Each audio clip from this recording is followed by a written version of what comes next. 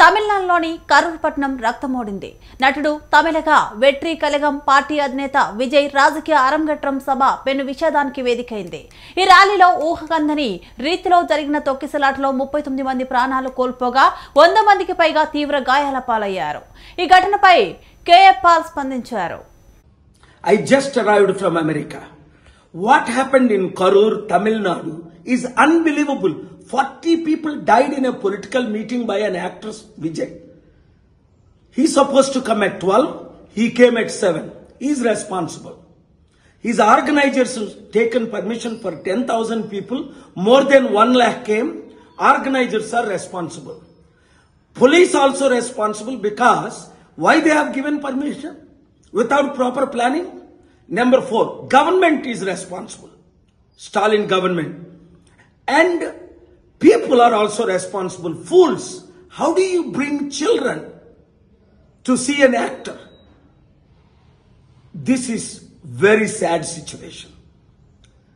In Hyderabad, they gave permission, the court, only for 1,000 people, where 50,000 people can gather on May 24th for our peace meeting. I pray for these families and victims and extend my condolences. ఈ రోజు కరూర్ తమిళనాడులో జరిగిన సంఘటన చాలా విచారం. అసలు విజయ్ అనే actor meeting పెట్టాడట. 40 మంది చనిపోయారు, ఇంకా అనేక మంది చనిపోతున్నారు. 12 గంటలకు రావాల్సింది ఆయన 7 గంటలకు రావడం ఏంటి? పోలీసులు 10,000 మందికి పర్మిషన్ ఇస్తే అక్కడ 1,00,000 మంది రావడం ఏంటి?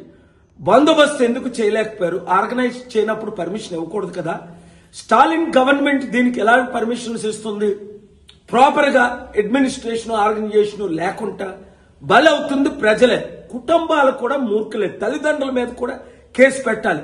చిన్నపిల్లల్ని తీసుకొని పొలిటికల్ మీటింగ్లకు వెళ్ళడం ఏంటి? శాసనసభలకు వెళ్ళినట్టు.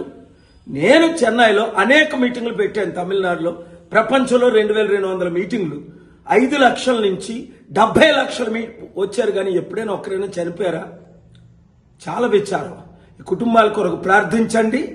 పేరెంట్స్ మీరు కూడా జాగ్రత్తగా ఉండండి. ఇలాంటి మన ఆంధ్రాలో, తెలంగాణలో, దేశం అంతా జరుగుతున్న గవర్నమెంట్ పట్టించుకోవటం లేదు. పొలిటిసైజ్ చేస్తున్నారు. వీళ్ళకి కావాల్సిందంతా పొలిటికల్ బెనిఫిట్. ప్రజల కొరకు ఏమీ చేయట్లేదు, వారిని కాపాడట్లేదు. చట్ట విరుద్ధమైన పనులు చేస్తున్న వాళ్ళ మీద మనం చర్యలు తీసుకుందాం, కేసులు వేద్దాం, న్యాయం చేద్దాం. Thank you very much. ఆ కుటుంబాల కొరకు ప్రార్థించండి.